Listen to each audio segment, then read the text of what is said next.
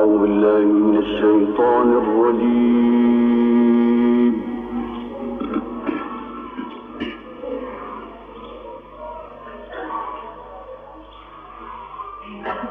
بسم الله الرحمن الرحيم.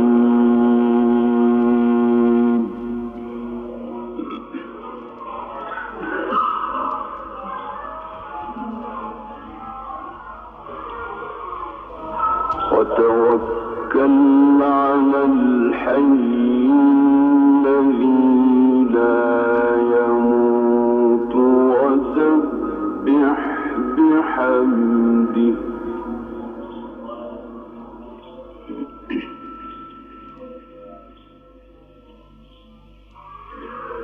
وكفى به بذنوب عباده خبيرا.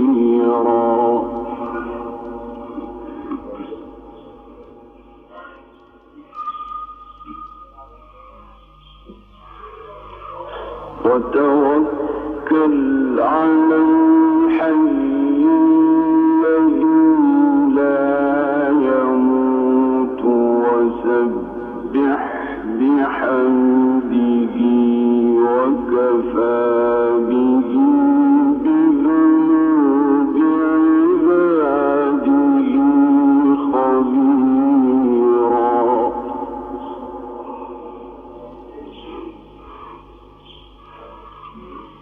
الذي خلق السماوات والأرض وما بينهما في 6 أيام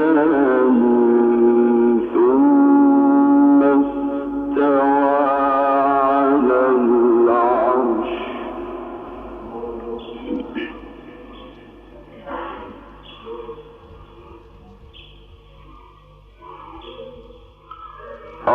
الرحمن فاسأل به خبيرا.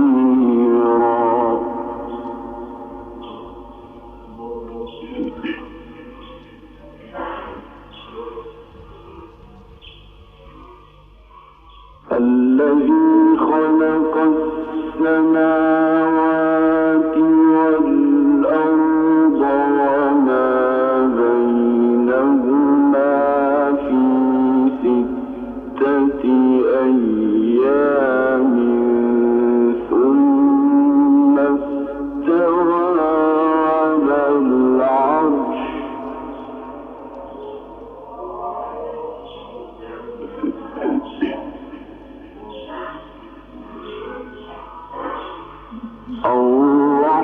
الرحمن فاسأل به خبيرا.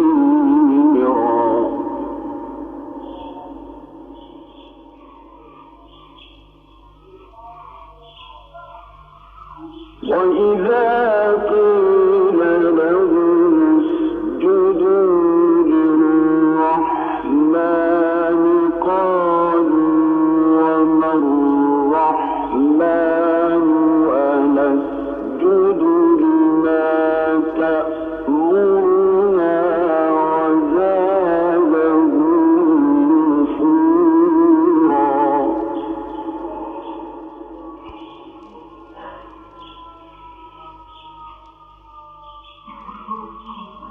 تبارك الذي جعل في السماء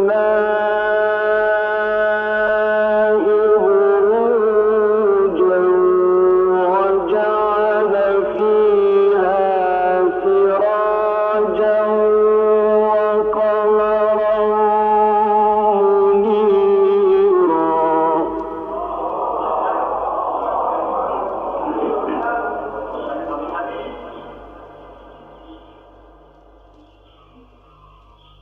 تبارك الذي جعل في السماء بروجا وجعل فيها سراجا وقمرا منيرا.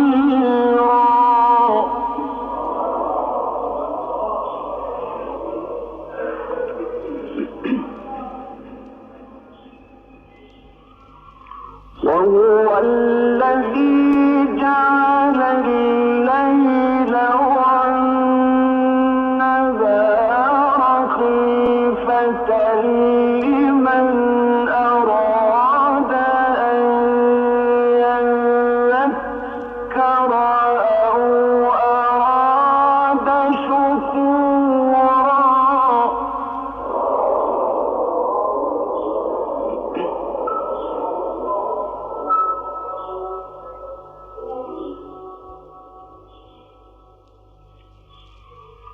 وعباد الرحمن الذين يمشون على الأرض هونا وإذا خاطبهم الجاهلون قالوا سلاما.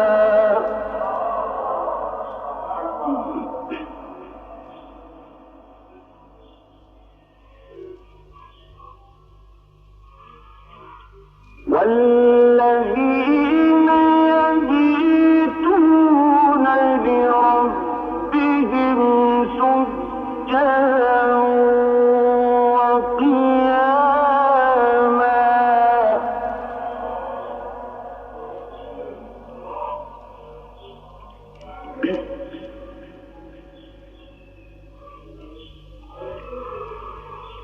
وعباد الرحمن الذين يمشون على الأرض هونا وإذا خاطبهم الجاهلون قالوا سلاما.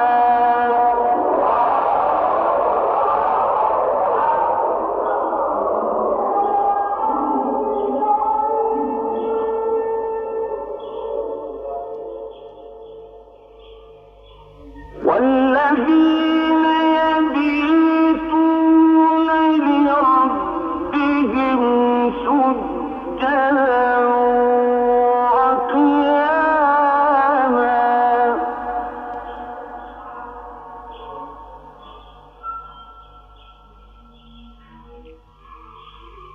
والذين يقولون ربنا اصرف عنا عذاب جهنم إن عذابها كان غراما.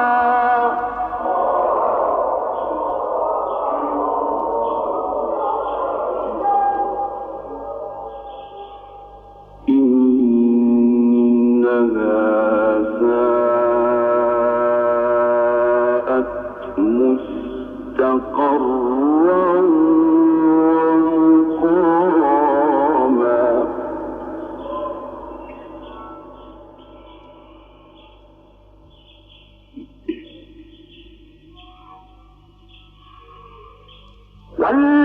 والذين إذا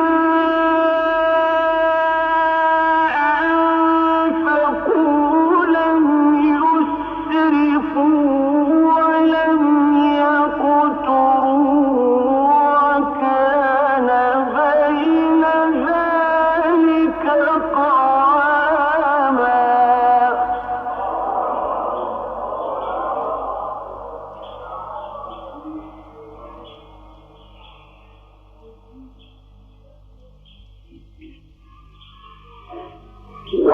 والذين لا يدعون مع الله إلها آخر ولا يقتلون النفس التي حرم الله إلا بالحق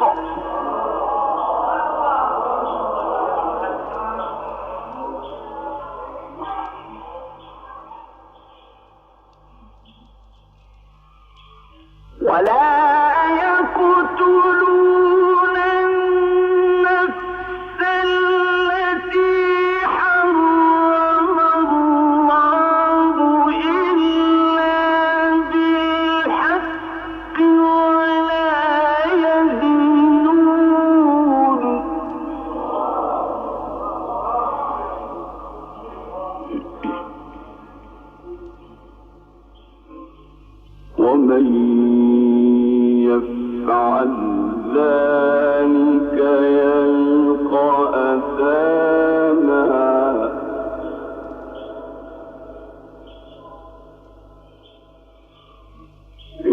يضاعف له العذاب يوم القيامة ويخلد فيه مهانا إلا من تاب وآمن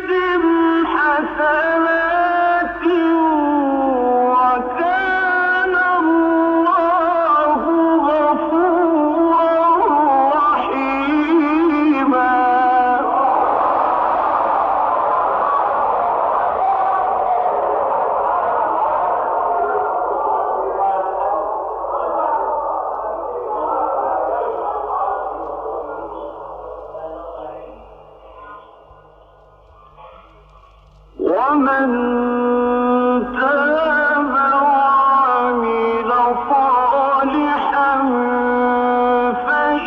فإنه يتوب إلى الله متابا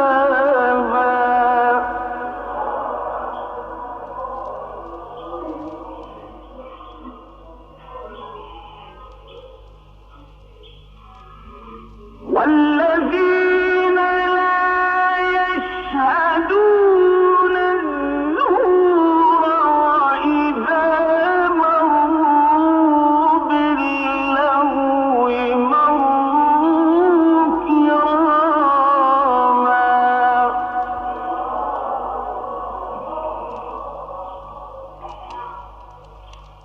والذين إذا ذكروا بآيات ربهم لم يخروا عليها صما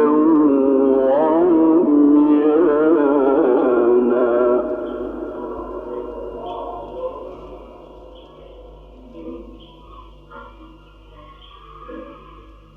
والذين يقولون ربنا هب لنا من أزواجنا وذرياتنا قرة أعين وجعلنا للمتقين إماما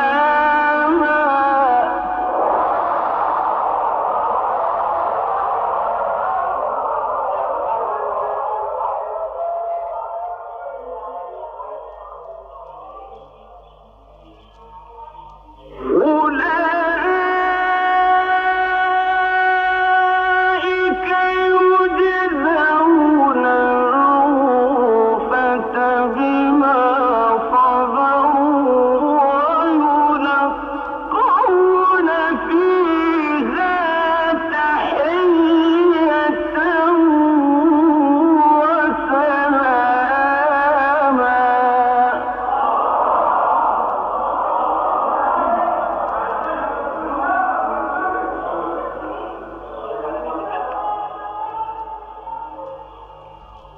خالدين فيها حسنت مستقرا ومقاما قل ما يعبأ بكم ربي لولا دعاؤكم فقد كذبتم فسوف يكون لزاما.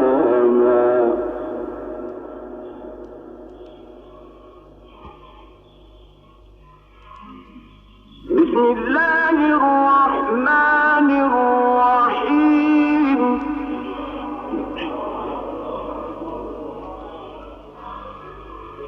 لا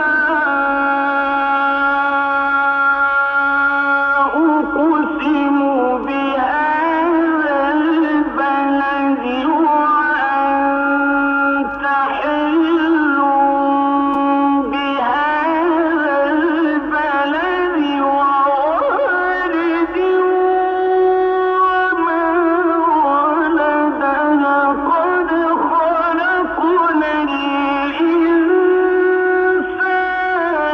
في كبد.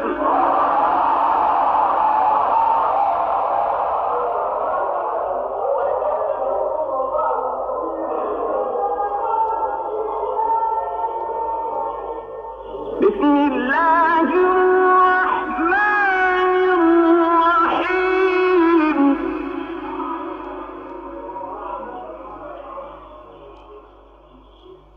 لا أقسم بهذا البلد وأنت حل بهذا البلد ووالد وما ولد لقد خلقنا الإنسان في كبد.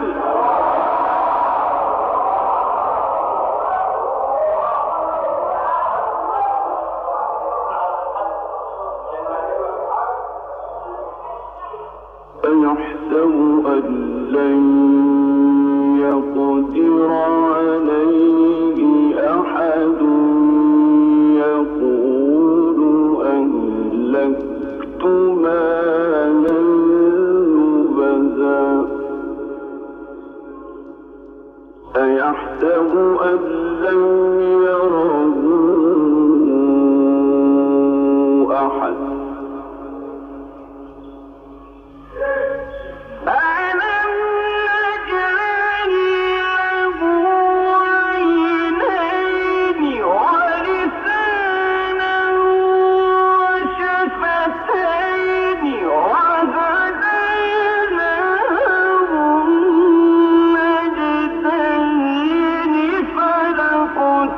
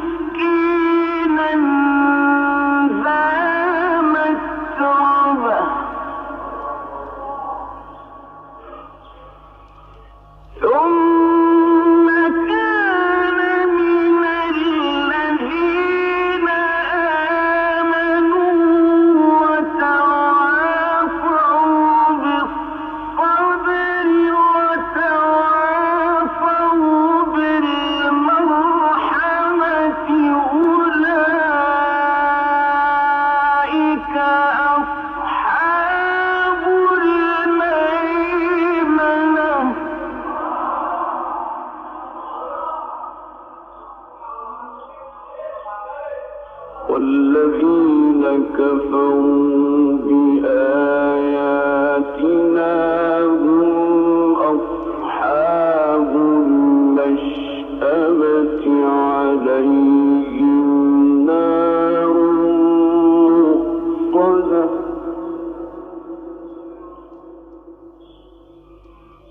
بسم الله الرحمن الرحيم إنا أعطيناك الكوثر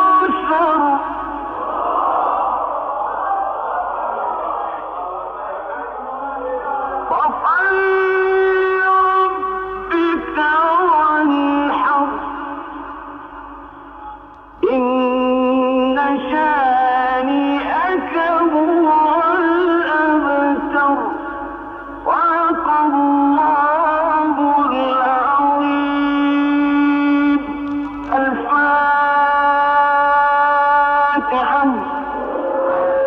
وهكذا أيها الإخوة المؤمنين استمعنا إلى هذه الآيات المباركات تلاها علينا القارئ الشيخ عبد الباسط محمد عبد الصمد في أولى شعائر صلاة الجمعة لهذا اليوم المبارك من أيام الله، والتي ننقلها لكم من ساحة العارف بالله سيدي عبد الرحيم القنائي بمدينة قنا.